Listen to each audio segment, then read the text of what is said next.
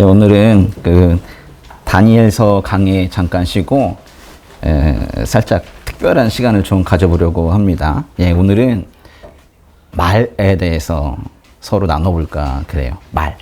예, 말하는 거 있죠? 예.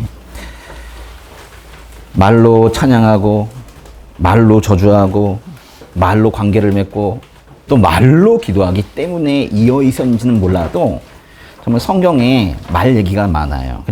그리고 성경만큼 말을 중요하게 여기는 책도 없을 거예요. 오늘 설교 제목이 뭐죠? 말을 잘하는 법. 말 잘하세요? 아니야. 이명호 목사는 말을 잘하는 것 같습니까? 네. 예. 저는 말은 잘 못해요. 근데 말을 잘하고 싶어하는 사람 중에 하나인데 여러분도 똑같을 겁니다. 우리는 모두 말을 잘하고 싶어해요.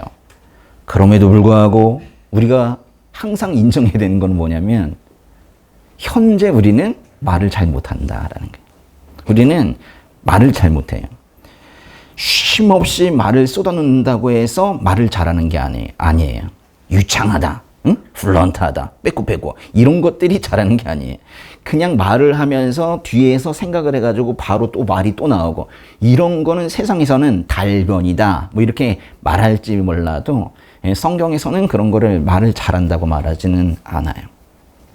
우리가 정말 해야 할 말을 하지 못하고 오히려 하지 말아야 될 말은 또 결국 하고 말거든요. 우리는 그런 언어 장애를 가지고 있어요. 동의하십니까? 이게 바로 죄인이에요. 이게 바로 죄인이라고. 그러니까 우리가 죄인으로 태어났다는 거는 우리가 말을 잘 하지 못하는 존재로 태어났다는 말과도 같은 거예요. 그래도 제가 보기에는요. 그래서 예수 믿는 사람들이 예수 믿지 않는 사람들보다 많이 많은데 아주 조금 말을 잘하는 것 같아요. 제가 이거 언제 느끼냐면 여기 간증을 시키잖아요. 시간 제한을 두면 끊질 않아. 아우. 다 말을 잘해요. 내가 여기 와가지고 말을 못하는 사람을 한 번도 못 봤어. 근데 조금 그 부분은 좀 다른 것 같긴 해요. 며칠 전에 한 3일 전인가? 아내가 저한테 그랬어요. 그래요. 이렇게 말했어요. 당신은 물을 많이 안 먹는 것 같아. 뭐 이렇게 말했어요. 이 뭔 뜻이에요? 물 많이 먹으라는 거겠죠. 뭐 물을 많이 먹어야지 건강해진다. 뭐 그럴 말 같아요. 제가 집에 가면은 그냥 컴퓨터 앞에 그냥 계속 앉아 있거든요. 계속 뭔가를 이렇게 해요. 그래서 이제 저도 모르게 깜빡하고 먹는 거 이런 것들도 심지어는 끼니도 깜빡하고 막 그럴 때가 많이 있는데 당신은 물을 많이 안 먹는 것 같아. 이렇게 이제 아내가 저한테 말을 하더라고요. 이게 뭐냐면 안 먹는데요. 그러니까 물을 많이 먹으라가 아니라 안 먹는데, 근데 안 먹어가 아니라 안 먹는 것 같아라고 한 거는 완곡한 부정문이에요. 그렇죠? 뭔가 살짝 부정의 형태로 말했는데 뭐 그렇다고 단정한 건 아니고 완곡하게 한 거예요. 이 말은 진짜 뉘앙스가 애매한 거예요. 만약에 이 말을 듣는 사람이 이거를 지금 나의 문제점을 지적하나? 만약에 이렇게 여기고 있다면 그때는 이 별거도 아닌 이 말에 기분이 상해서 그 상한 기분을 언어로 쏘아댈 수 있어요. 예를 들면 이런 거죠. 보세요. 당신은 물을 많이 안 먹는 것 같아. 이 말 듣고 기분이 상한 거야. 그러니까 내가 뭐 물을 많이 안 먹는 걸로 뭐라 하지 마. 뭐 당신 안 보는 데서 나도 많이 마신다고 그럴 수 있잖아요. 또 이 말을 가지고 아니 물 많이 먹어 이렇게 긍정적으로 말해도 되잖아. 왜 그렇게 말해? 뭐 이렇게 대응할 수도 있죠. 또는 더 막 나가는 경우에는 당신은 많이 마시면서 그러는 거야? 이러면서 양비론으로 이렇게 갈 수도 있어요. 진짜 막 나가는 거죠. 물론 이 말의 의미를 잘 보아서 나 정말로 이 아내가 나를 걱정하는구나. 조언이구나. 이렇게 받아들인다면 아유 고마워. 이 바빠서 물 먹는 것도 깜빡하고 있네. 아, 고마워. 네 앞으로 많이 마실게. 뭐 이렇게 대답할 수도 있죠. 근데 말을 듣는 사람이 어떻게 반응을 하든 사실 그 최종 목표는 상대방을 지적하는 게 아니라 결국 이거는 표현은 뭐 다양해도 결국 물을 많이 마셔라 그거거든요. 그러니까 결국 표현이 좀 뭐 내 마음에 들든지 안 들든지 물을 많이 마시면 될 거 아니에요. 근데 이게 결론은 아주 간단한 거거든요. 근데 왜 그 과정에서 반응이 천차만별이냐 이거예요. 참으로 반응만 잘하면은 우리가 그렇게 고민하는 관계 문제도 잘 풀어갈 수 있거든요. 그러니까 여기에서 스무스하게 아주 아름답게 그 다음 단계 갈 수도 있는데 여기서 확 틀어질 수도 있는 거예요. 이런 게 지금 한두 개가 아니에요. 거의 모든 말이 이렇거든요.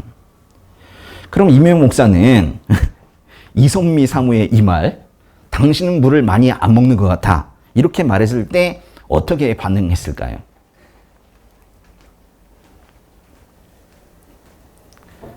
그래도 목사인데 말 잘했지 않았을까? 저는 우선 이 표현이 다소 아쉬운 표현이긴 하지만은 결국에는 나를 걱정하는 말이고 물을 많이 먹으라는 거구나. 앞으로는 물을 많이 마셔야겠다는 걸 혼자 생각하고 있기는 했어요. 그런 건 그래서 말은 안 했어요. 어차피 제가 혼자 내면에서 처리한 거니까 그냥 생각만 한 거예요. 대신 이렇게 말을 했어요. 아유, 그렇게 나랑 오래 같이 살았는데도 아직도 날 모르는구나. 나 사실은 물 안 먹고 기름 먹거든. 가끔은 전기 충전도 하고 그래. 나 하이브리드야. 아내가 처음에 뭐지? 이러다가 나중에 막 웃더라고요. 이거는 완전히 다른 얘기를 한 거죠. 제가 물을 많이 마시지 않겠다고 말한 게 아니에요. 그건 이미 다른 사람 눈에도 나는 물을 많이 마시지 않는 사람으로 보이는 거구나. 많이 마셔야겠다. 아내니까 나에게 그런 말을 또 해줬겠지. 라고 내 안에서 이미 처리가 되었거든요. 이제 오히려 이 말을 해준 아내와의 대화를 좋은 분위기로 또 가벼운 분위기로 이끌어 가고 싶었던 거예요. 그래서 걱정스러운 마음으로 충고를 했던 그 아내의 마음도 풀어주고 저도 기분 좋게 그 충고를 받아들일 수 있는 방향을 그 짧은 시간에 모색을 한 거예요. 결론, 반응하기 나름이다. 우리는 진짜 매일 수많은 말을 하며 살거든요. 하루를 돌아보면 손으로 하는 일보다 입으로 하는 일이 더 많을 때가 많아요. 삶에서 말의 비중만큼 큰 건 없는 것 같아요.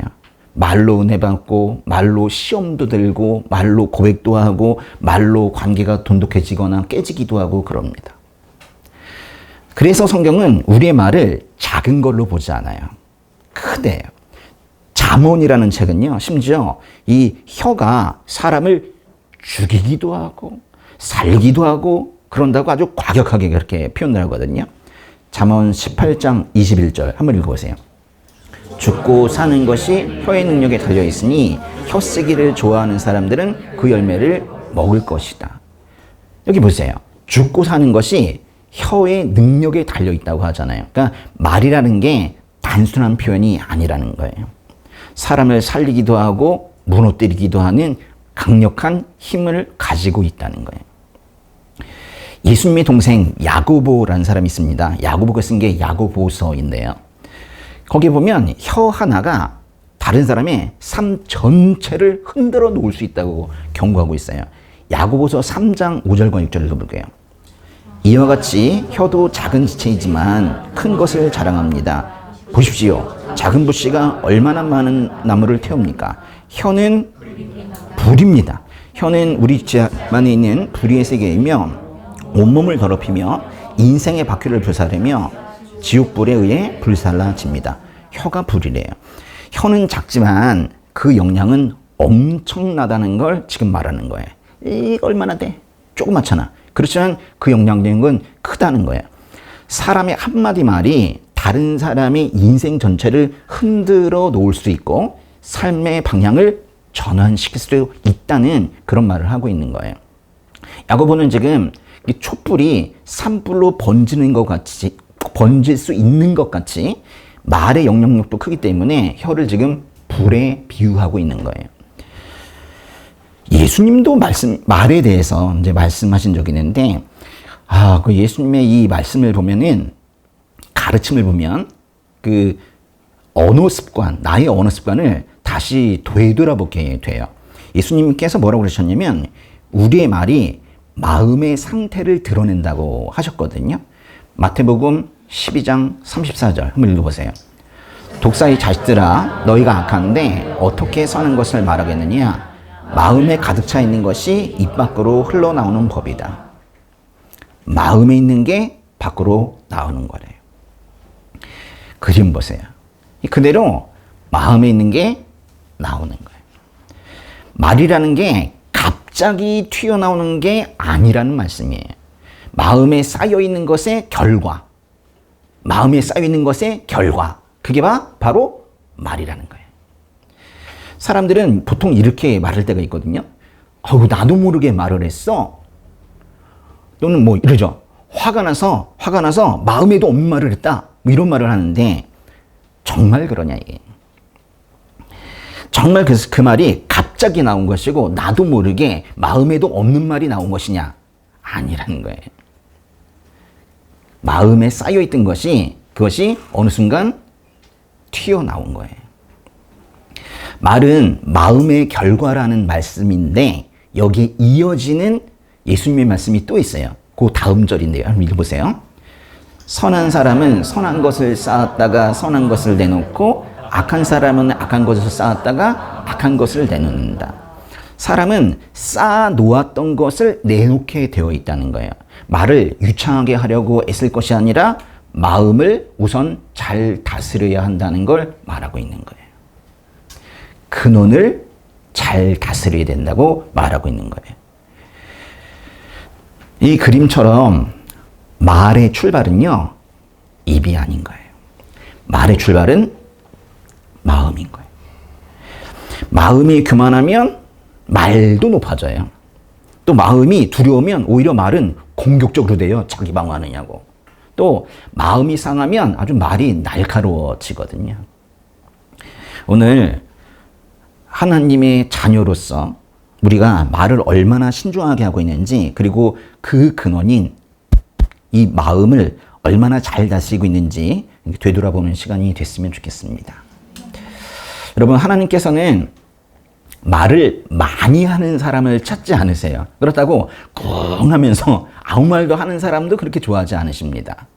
하나님께서는 말씀을 먼저 듣고 사랑 안에서 진실을 말하고 듣는 사람에게 은혜를 남기는 그런 사람을 좋아하세요. 성경을 보면은 말에 대해서 세 가지를 특별히 당부하고 있는데, 여러 가지 당부가 있지만 제가 한번 요약해 본 거예요. 이 세 가지인데 보세요. 한번 읽어보세요. 상대를 살리는 말을 하라. 말로 사람을 세워주라. 항상 은혜롭게 말하라. 세상은 말로 상대를 이기려고 하지만은 성경은 상대를 살리는 말을 하라고 그래요. 살려주는 말을 하라고. 또 세상은 토론이나 이런 걸 할 때 아주 말을 잘해가지고 상대방의 코를 납작하게 하는 사람을 보고 야, 정말 말 잘한다, 뭐 이렇게 말할지 몰라도 하나님께서는 오히려 말로 사람을 세워주라고 그렇게 하세요. 그리고 항상 은혜롭게 말하라고 말씀하십니다. 골로새서 말씀 한번 볼게요. 여러분은 언제나 소금으로 맛을 내는 것 같이 은혜롭게 말하십시오. 그러면 여러분은 각 사람에게 어떻게 말할 것인지 알게 될 것입니다. 여기서 이제 은혜롭게 말한다는 건요, 단순히 뭐 부드러운 어조로 말하는 그런 정도가 아닌 거예요. 상대를 살리고 세우는 그 방향성이 있는 거예요. 내 말의 모든 것이 어조며 쓰는 용어이며 이런 것들이 방향이 있는 거예요. 살리는 방향, 세워주는 방향이 있는 거예요. 나의 말이 상대방을 오히려 움츠러들게 만들고 또는 마음 불편하게 만들고 또는 주눅들게 만들고 그러면 안 되는 거예요. 우리 말은 다른 사람을 살리고 세우는 역할을 해야 합니다. 그런 면에서 보면은 생각 없이 말하는 것만큼 위험한 것도 없어요. 응? 필터 없이 그냥 막 나가는 거 있죠.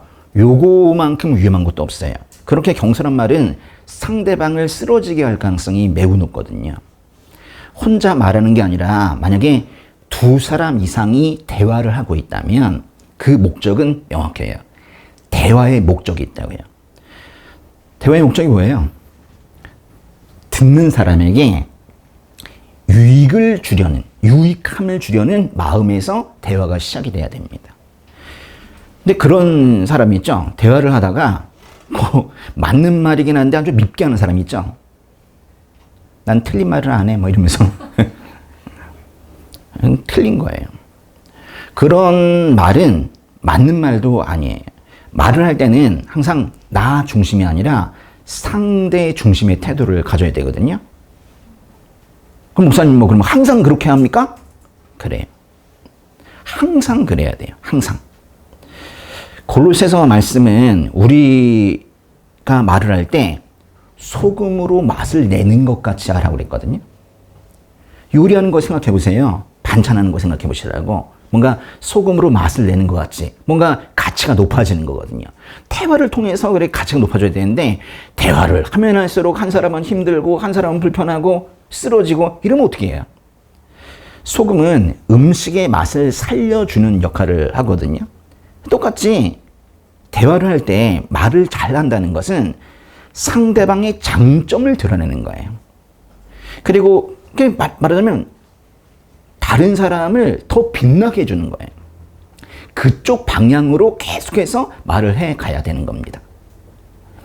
또 소금은요, 썩는 거를 막아주거든요. 부패 방지. 그러니까 이 대화를 하면 할수록 소금같이 서로의 관계가 망가지지 않도록 해야 되거든요. 관계를 지켜내는 그런 말을 해야 된다는 거예요. 많은 사람들이 말로 상대방을 이기려고 그래요. 그럼 뭔가 뿌듯한 거지? 예.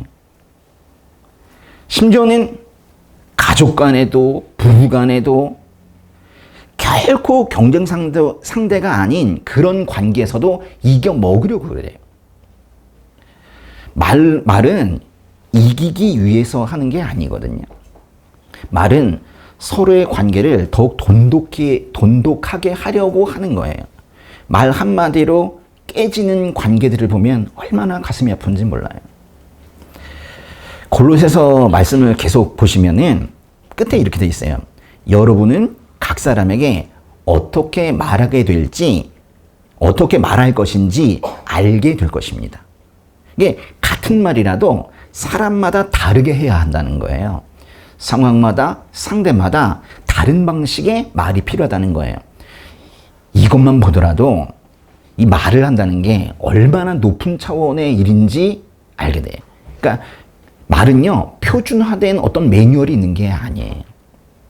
듣는 사람에 따라 말을 달리 해야 될 정도로 말이라는 거는 매우 섬세한 표현 방식인 거예요.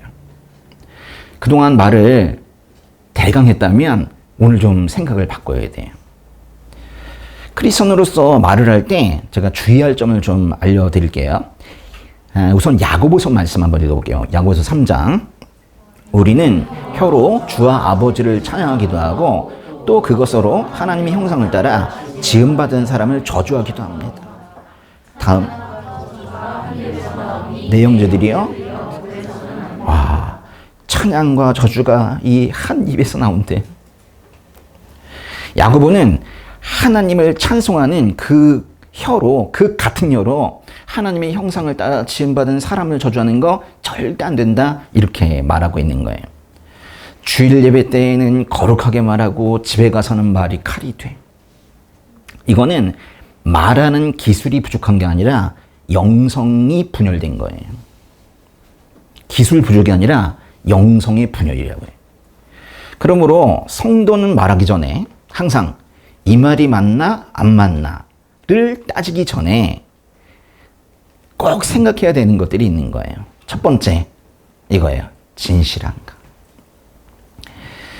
여러분 거짓말은 절대로 해서는 안 됩니다. 네, 일단 진실한 말을 해야 돼요. 근데 이게 다가 아니라는 거예요.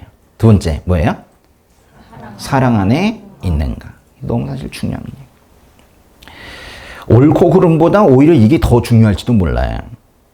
고린도전서의 13장, 그 사랑장이라고 하죠. 거기 보면 그 13장의 1절에 그 말 얘기가 나와요. 내가 만일 사람의 언어와 천사들의 말을 한다 할지라도 내게 사랑이 없으면 징이나 꽹과리 같대요. 사랑이 없는 말은 아무런 소용이 없고 사랑이 없는 말은 그저 징소리, 꽹과리 소리에 지나지 않는다는 거예요. 그게 사람 말이 아니라는 거예요. 그리고 또 하나 꼭 생각해야 될 거. 지금 필요한가. 말에도 때가 있거든요. 그러니까 지금 이 말을 하는 때가 맞는지를 항상 고민해야 되는 거예요. 응? 말이라고 다 항상 해야 되는 게 아니라 할 때가 있고 하지 말아야 될 때가 있는 거거든요. 그러니까 근데 자기 안에 빠져 있고 상대방을 배려하지 않으면 자기 시간에 맞춰서 그냥 자기 말을 해버리는 거예요. 공급자 중심. 말한다는 건 듣는 사람이 있다는 거거든요. 지금 말을 할 때 지금 그 말이 상대에게 은혜가 되면 하는 거고 은혜가 되지 않으면 가만히 있는 거예요. 맞는 말만 한다고 성숙한 게 아니에요. 참말을 많이 한다고 어른이 된 게 아니에요. 참말이라도 때가 맞지 않으면 폭력이 되고 사랑이 없는 말은 칼이 되는 거예요. 하나님께서 우리 옆에 이렇게 사람을 많이 붙여주신 이유는 그 사람과 도우면서 살라는 거거든요. 혼자 못 살아요. 네? 하와를 아담에게 붙여주신 이유가 뭐예요? 돕는 배필로, 도와주는 사람으로 붙여주신 거거든요. 그런데 왜 두 사람의 관계가 일방적이거나 또는 갈등 관계에 있는 경우가 그렇게 많죠? 그러니까 관계 안에서 평화를 유지해야 하면서 살아야 되는데 관계 안에서 평화를 유지하는 말들을 우리가 배운 적이 없어요. 초등학교, 중학교에서 그런 걸 가르쳐야 된다고. 근데 그런 걸 배운 적이 없는 거예요. 그죠? 이기는 거, 그런 건 배우지. 관계를 돈독히 하고 관계 안에서 평화를 유지하는 말의 기술. 궁금하세요? 제가 가르쳐 드릴까요? 네. 뻔히 아는 대답일 거예요. 보세요. 잠언 말씀 읽어보세요. 온유한 대답은 진노를 가라앉히지만 과격한 말은 분노를 일으킨다. 어찌 보면 당연한 얘기입니다. 잠언은 이렇게 유순한, 온유한 그런 대답이 분노를 잠자게 한다고 말해요. 일단 여기서 이제 뭘 할 수 있냐면 관계를 돈독히 하는 말은 과격한 말은 절대 아니라는 걸 알았어요. 그리고 사실은요, 이 평화를 만드는 문장, 평화를 만드는 말, 관계를 돈독히 하는 말은 첫 문장을 어떻게 시작하느냐에 따라서 갈리거든요. 첫 문장이 비틀어지면 그 다음 대화가 안 돼. 아주 매우 골치 아파져요. 상대방의 말에 처음부터 단정적으로 틀렸다 이렇게 말하거나 또는 그 의견은 별로다 라고 직접적으로 얘기하는 건 절대 안 돼요. 관계가 그냥 멀어지거든요. 더 이상 말할 기회도 없거든요. 그 뒷문장에 온유한 말이 붙을 수가 없어요. 직장 내에서도 그렇고 사실은 부모 자식 간에도 그렇습니다. 그래서 말을 이렇게 시작을 해야 돼요. 내가 잘못 알았을 수 있으니 그걸 다시 한번 설명해 주세요. 이렇게 말하거나 또는 저도 의견이 좀 다른 게 있기는 한데 일단은 당신의 의견을 끝까지 듣고 싶습니다. 이렇게 말을 하거나 그래야 되는데 중간에 막 잘라. 그런 거 하면 안 돼요. 중간에 말을 자르는 건 말하는 태도에서는 아주 빵점이에요. 이렇게 말해도 괜찮아요. 그 문제를 우리 함께 풀어갔으면 좋겠습니다. 이것도 괜찮은 말이에요. 그러니까 상대방의 의견을 묵살하는 거는 그 관계를 더 악화시키는 거거든요. 지금 제가 이제 세 문장을 소개시켜 드렸는데 잘 보세요. 내가 잘못 알았을 수 있으니 다시 한번 설명해 주세요. 라는 말과 저도 의견이 좀 다른 게 있긴 한데 일단 당신의 의견을 끝까지 듣고 싶습니다. 라는 말과 또 그 문제를 함께 풀어가고 싶습니다. 라는 이 세 가지 말의 공통점이 뭘까요? 그래요. 대화를 열어두는 말이거든요. 그러니까 말하자면 상대방이 말을 하게 해주는 거예요. 말을 끊는 게 아니라 오히려 말을 더 하게 해주는 거예요. 설명이든 변명이든 서운한 이야기든 일단 말을 하게 해줘야 돼요. 상대의 입을 막으면 안 되는 거예요. 상대에게 말을 하게 해주고 나는 그거를 들어야 되는 거예요. 관계를 풀어가고 평화를 유지하는 그런 말하기 기술 중에 하나가 바로 이렇게 상대방에게 말할 기회를 더 주는 거예요. 말 잘하는 게 내가 말을 더 많이 하는 걸로 착각하셨다면 그건 오해예요. 상대방에게 말을 많이 할 수 있게 다 터놓을 수 있게 그렇게 기회를 주는 거, 그게 말을 잘하는 것 중에 하나예요. 또 하나 말을 잘하는 기술 중에 하나는 사람과 사건을 분리하는 거예요. 뭐라고요? 사람과 사건을 분리해야 돼요. 사람들이 종종 이런 말을 하죠. 부모 자식 간에 특별히 많은데 넌 늘 왜 이 모양이니? 뭐 이래요. 넌 왜 맨날 그 모양이니? 응? 다른 집 애들은 안 그런데 넌 왜 그러니? 뭐 그러죠. 예. 그건 그 사람 자체를 공격하는 말이거든요. 오히려 그럴 때는 그렇게 말해야 돼요. 이번 일에서 뭐 이런 부분이 나를 좀 힘들게 했다. 힘든 건 힘든 거니까. 그러니까 그것 때문에 그 사건 때문에 내가 좀 힘들었다. 이렇게 말하는 게 더 좋아요. 그러니까 말하자면 너 이러면서 사람을 공격하지 않고 어떤 그 특정 사건, 행동, 상황 그거를 말해야 되는 거예요. 그것 때문에 내 감정이 어땠는지를 말해야 되는 거예요. 너 왜 그 모양이냐? You 메시지 이런 거 하지 마시고 나 힘들었어. I 메시지로 그렇게 표현해야 되는 거예요.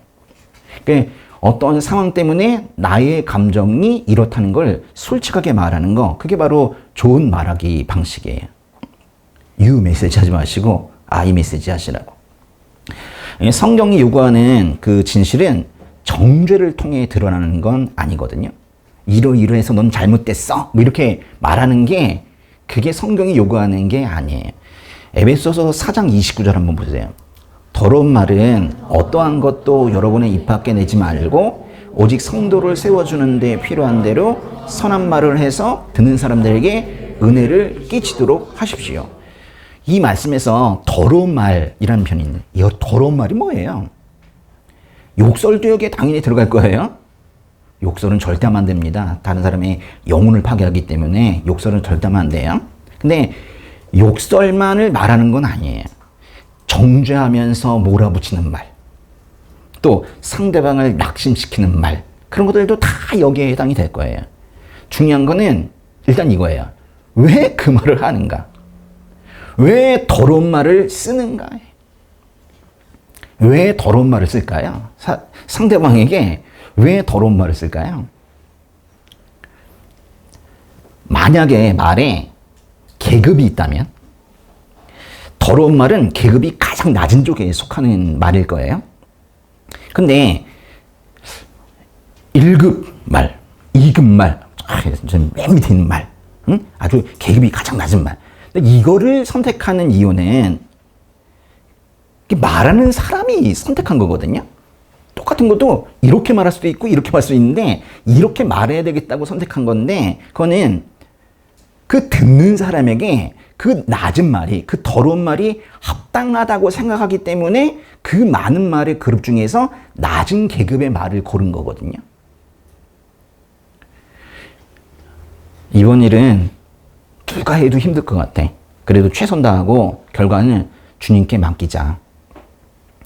이렇게 비교적 높은 계급의 말을 골라서 해도 되는데 이럴 때 너 때문에 다 망했어.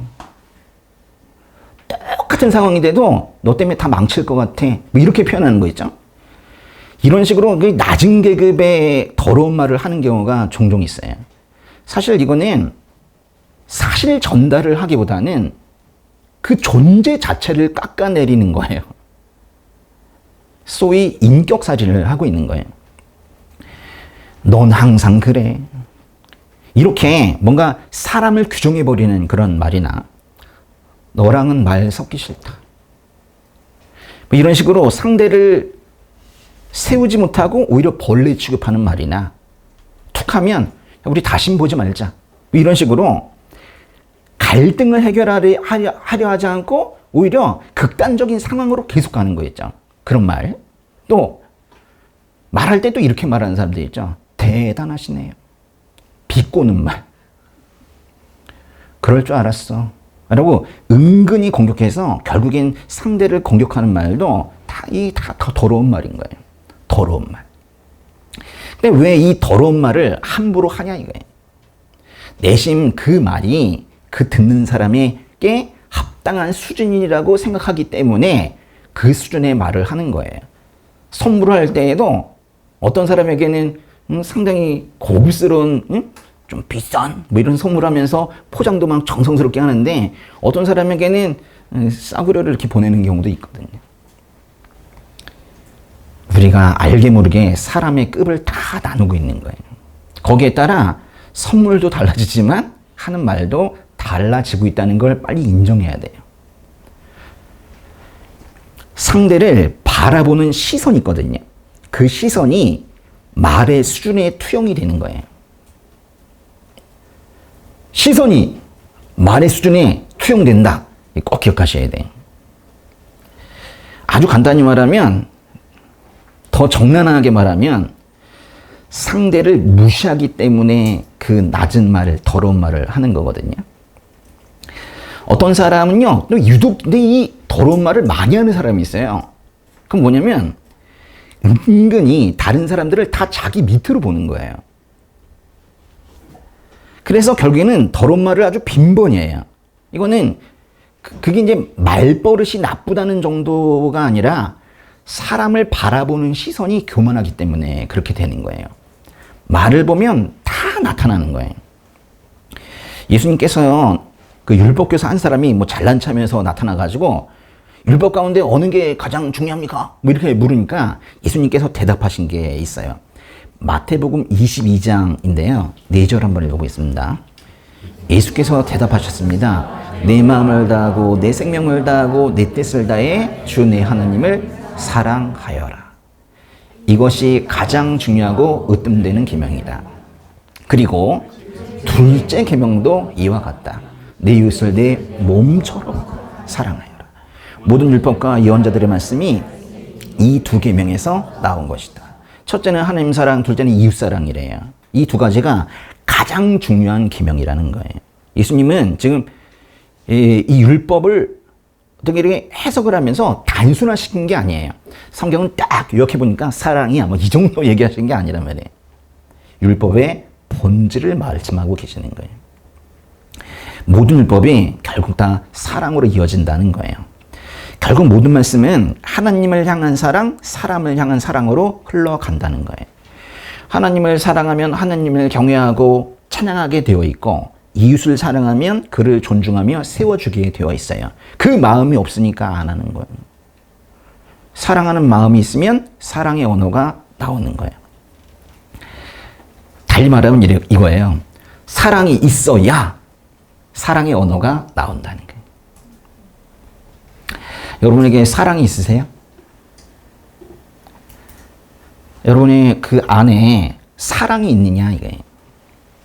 가족사랑, 이웃사랑, 또 믿음의 형제 자매에 대한 사랑, 그게 있냐 이거예요. 근데요, 만약에 사랑은 있는 것 같아. 그런데 말은 아직도 더러워. 그럴 수 있죠. 그건 좀 억울할 것 같아. 내 마음은 그렇진 않은데 뭐 그럴 수 있죠. 여러분, 사랑을 담아서 말을 하려면은 절대로 하지 말아야 될 그런 표현과 태도가 있거든요. 성경은 사랑 안에서의 진실을 말하는 거지 진실이라는 이름의 잔인함을 허락하는 건 아니에요. 이거 맞는 얘기야. 맞다고 다 옳은 건 아닌 거예요. 낙인 찍는 말, 과장하는 말, 공개적으로 수치 주는 말, 비꼬는 말, 영적으로 눌러버리는 말, 이런 것들은 아주 대놓고 사랑 없다는 걸 말하고 있는 거예요. 너는 원래 그렇잖아 라고 그 사람의 모든 것을 이미 알고 있는 듯이 그렇게 규정하는 말이나, 또는 예배 잘 안 드려서 그런 거 아니야? 기도 안 해서 그런 거 아니야? 뭐 이런 식으로 특정 사건을 신앙의 수준으로 단정하는 그런 말들은 사실을 다루는 척하지만 실제로는 상대의 정체성을 공격하는 거거든요. 이런 더러운 말에는 결코 사랑이 없어요. 만약에 더러운 말을 쓰고 있다면 더러운 말 하지 말라는 성경의 말씀을 정면으로 반박하면서 살고 있는 것이고, 그리고 반성경적인 삶을 살고 있는 거예요. 잠언 12장 18절 한번 읽어보세요. 칼로 찌르는 듯 아픔을 주는 말이 있으나 지혜로운 사람의 혀는 병을 고친다. 아주 진짜 아픈 말이에요. 칼로 찌르는 듯 아픔을 주는 말이 있대요. 있을 수 있는 게 아니라 있대요. 함부로 던진 말이 다른 사람에게 가서는 비수처럼 꽂힌다는 거예요. 말은 눈에 보이지 않지만은 상처는 칼처럼 깊게 남아요. 육체의 상처보다 말의 상처가 더 오래 가는 경우가 있거든요. 더러운 말, 사랑 없는 말이 이런 칼로 찌르는 듯 아픔을 준 말인 거예요. 사랑을 담아서 말하고 싶다면 사실 그 태도도 거기에 맞아야 되는 거예요. 사랑이 없는 것 같은 대화의 태도가 있어요. 여기에 조금이라도 해당이 되신다면 이 부분은 좀 고쳐보세요. 우선 시선이 매우 중요하거든요.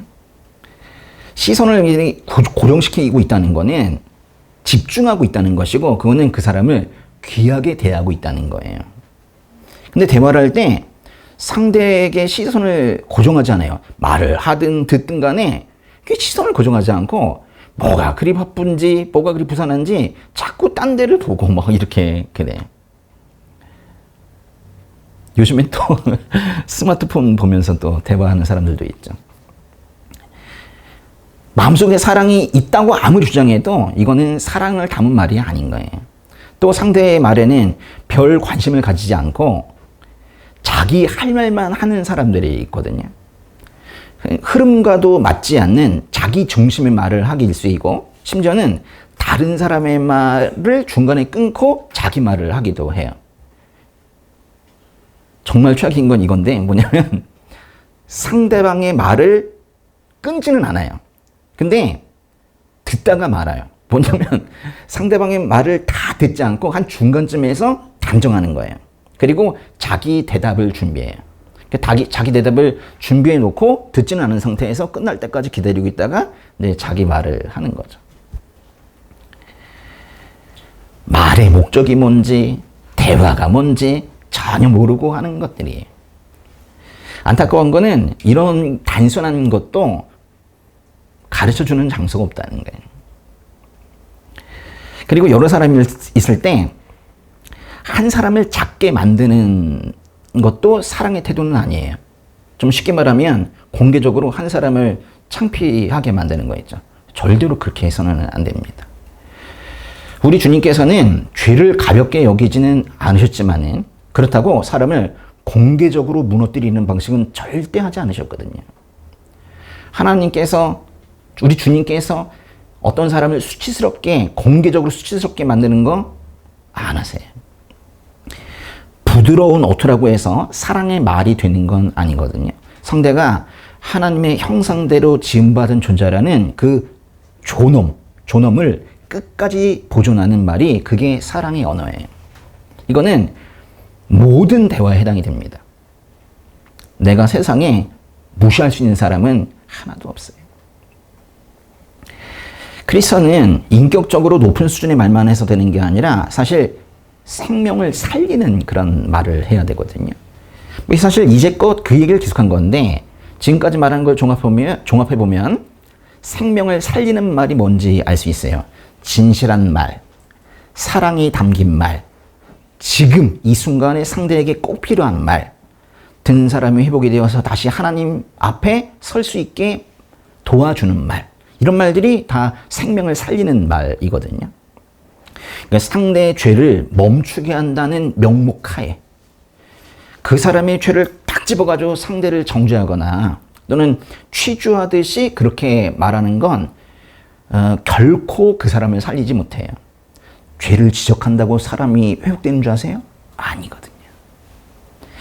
죄에 대한 경고도 결국엔 그 사람이 하나님께로 결국엔 돌아와야지 의미가 있는 거예요. 정죄가 회개를 이끌어내는 것이 아니라 그럼에도 불구하고 품어주는 그 사랑의 언어가 결국엔 진정한 회개를 이끌어내는 거거든요. 그래서 그 말을 들은 사람이 하나님 앞에 다시 서게 된다면 그게 바로 이제 사람의 생명을 살리는 말이 되는 거예요. 근데 얼마나 많은 사람들이 하나님의 이름을 망령되이 있으면서 오히려 하나님을 향한 그 마음의 문을 닫게 만들고 있냐는 거예요. 오히려 하나님의 성품은 나를 통해서 드러나야 되거든요. 그 드러나는 방식의 대표가 말이죠. 그러니까 이 말이 더러우면 절대로 나를 통해 하나님이 드러나지도 못하고 오히려 상대로 하여금 하나님을 향한 마음의 문만 닫게 하는 거예요. 상처 입은 자에게는 네가 틀렸어 라는 말보다는 먼저 많이 아팠겠구나 이렇게 말해야 되죠. 낙심한 사람에게는 넌 왜 그렇게밖에 못하니? 내가 그럴 줄 알았다.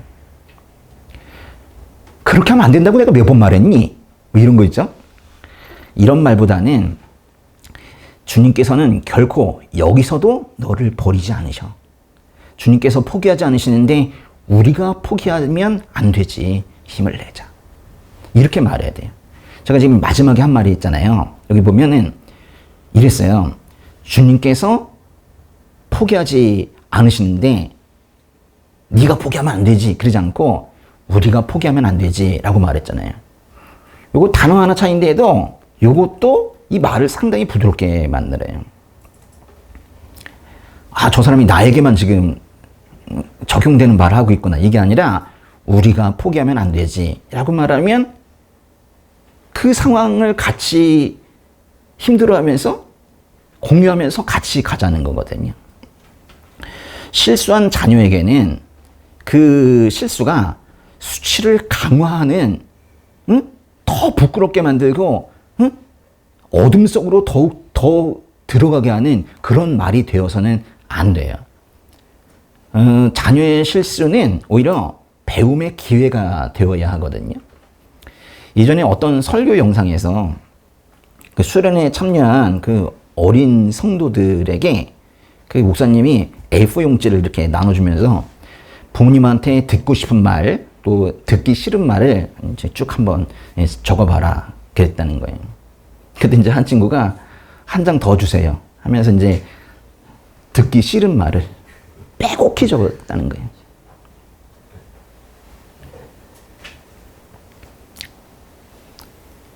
그렇게 많이 하고 있는 거예요.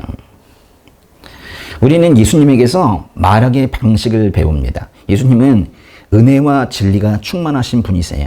그분의 말은 상대를 환대하면서도 죄를 흐리지 않아요. 그러니까 대충 보지 않으세요. 이게 뭔가 부드러우면서도 진실을 놓지 않는 정말로 균형이 있어요. 누가복음 19장은 삭개오 얘기로 시작을 하거든요. 여리고에 사는 키 작은 세리장 삭개오 아시죠? 난 괜히 그냥 동질감이 있어. 왜 그런지 모르겠는데 괜히 삭개오 얘기만 하면 가슴이 막 두근거리고 막 그래요. 지난번에 이스라엘 갔을 때 그 여리고에서 그 뽕나무 앞에서 사진 찍었었거든요. 그 뽕나무에 막 올라가고 싶더라니까. 삭개오가 그 뽕나무에 올라가 예수님을 바라보고 있는데 예수님께서 거기 이제 딱 이르셔가지고 뭐라고 그러셨냐면 오늘 네 집에서 묻겠다 그랬죠. 삭개오의 집에 묻겠다고 하세요. 이때 이제 사람들이 수군거렸거든요. 뭐라고 그랬어요? 보시면 그가 죄인의 집에 묵으려고 들어갔다. 기껏 한다는 말이 이거였어요. 군중들의 말이. 그러니까 군중들은 삭개오를 겨우 죄인이라고 말한 거예요. 이게 단순히 우리 모두는 죄인입니다라는 죄인의 어떤 본성을 말하려는 게 아니라 사실은 삭개오를 경멸하듯이 말하고 있는 거거든요. 그러면 그는 결국 죄에서 벗어나지 못해요. 삭개오는 이 말 때문에 결국 죄에서 벗어나지 못하고 그리고 이렇게 생각해요. 아, 세상은 안전하지 못하구나. 다 나를 공격하는구나. 그래서 더욱더 스스로 왕따가 되는 거예요. 그리고 주님께도 결국 마음의 문을 닫고 말아요. 근데 이때 예수님께서 죄인의 집, 그 얘기를 딱 들으시고는 그 다음에 이제 말씀을 하시거든요. 뭐라고 하시냐면 한번 읽어보세요. 예수께서 삭개오에게 말씀하셨습니다. 오늘 구원이 이 집에 이르렀다. 이 사람도 아브라함의 자손이다. 다음 줄. 인자는 잃어버린 사람을 찾아 구원하러 왔다. 이게 예수님의 말씀이에요. 사람들은 삭개오를 죄인이라고 했는데 사실은 뭐 나쁜 놈 이렇게 말하는 거거든요. 그렇지만 예수님께서는 삭개오를 아브라함의 자손이라고 부른 거예요. 이 말은요, 삭개오도 혈통적으로는 유대인이다, 뭐 이걸 말하려는 게 아니라 오히려 삭개오가 지금 믿음으로 하나님께 돌아왔으니 이 사람이야말로 삭개오야말로 참된 아브라함의 자손이다, 이렇게 말씀하시는 거거든요. 또 예수님께서는 삭개오를 잃어버린 사람에 포함시키고 있는데 이거는 결코 수치나 경멸의 단어가 아니에요. 바로 주님께서 찾고 계셨던 바로 그 사람이라고 말을 한 거예요. 삭개오가 얼마나 감동하면서 우쭐하기도 하고 좋았을까요?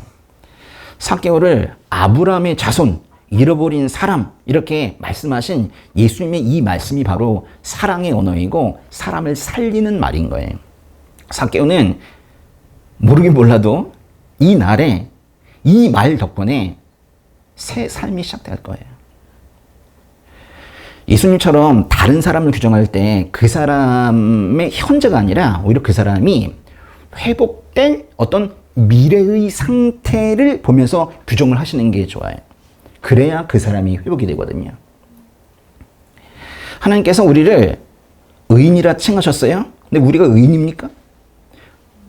의인이라 칭하신 거는 법적으로 그렇게 의인이라 칭하신 거지 사실 우리가 사는 게 뭐 그렇게 의인이에요. 도덕적으로는 아니잖아요. 그런데도 의인이래. 우리의 행실이 정말 의인다워서가 아니라 의인이라고 우선 칭하시고 우리가 나중에 성화를 거쳐서 결국 도덕적인 의인에 가깝게 살게 하기 위해서 일단 먼저 의인이라 칭해 주신 거거든요. 그러니까 회복될 미래를 보시고 일단 우리를 그렇게 칭해 주신 거예요. 하나님처럼 주님처럼 이렇게 말해야 된다고요.